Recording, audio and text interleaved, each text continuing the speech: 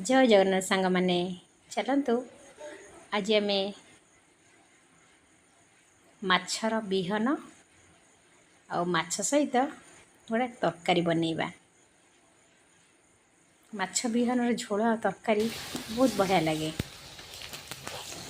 आज मु बो विषय किसी कहवाक जाऊँगी। बो प्रतिदिन फोन कले पचारे तो आज कौन रांधिचु।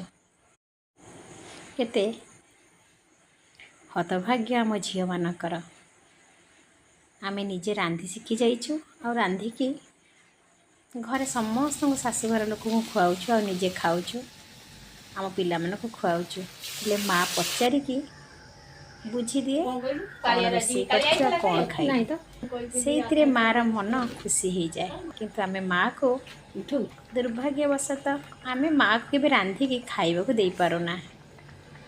आम हाथ रंधा माँ को केवे खुआई पारुना। आउ जेबे जेबे घर को जाए भावुथी मो माँ को ए जिनस रांधिकी देवी से जिनस करिकी देवी।